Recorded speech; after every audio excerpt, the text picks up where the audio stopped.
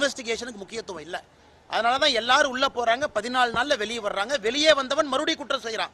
உதாரணத்துக்கு ஞானசேகரன் 2014 இருந்து தொடர்ச்சியா குற்றம் செய்யறவன் 2024 ஒரு பெரிய குற்றம் செய்யறான். காரணம், புடிச்சு உள்ள போட்டாலும் 14 நாள். நேத்து நான் பார்த்தேன், டிவியில போட்டிருந்தீங்களே, ஞானசேகரன் போலீஸ் வெஹிக்கிள்ல போகும்போது ஒரு சின்ன செல்போன்ல பேசுறது. அது டிஐபிஆர்ல இருந்து கூப்பிட்டு எங்களுக்கு எவ்வளவு பிரஷர் போட்டு அந்த வீடியோ எடுக்க சொன்னாங்க. அது எனக்கு தெரியும். அதனால் போலீஸ் கார்ல போற ஞானசேகரன் கைக்கு செல்போன் வருது. அந்த லட்சணத்துல இவங்க வழக்கை நடத்திக்கிட்டு இருக்காங்க.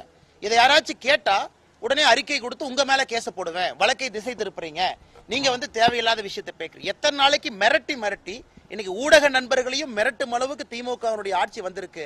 அதுதான் அந்த அவலத்தினுடைய உச்சமாக நான் பார்க்கின்றேன். இன்வெஸ்டிகேஷனுக்கு முக்கியத்துவம் இல்ல.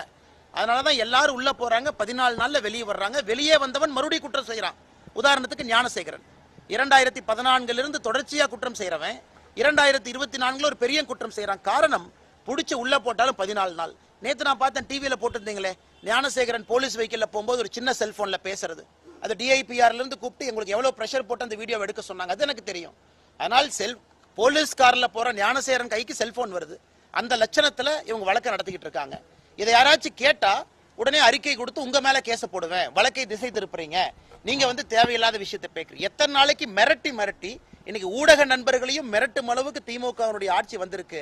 அதுதான் அந்த அவலத்தினுடைய உச்சமாக நான் பார்க்கின்றேன்.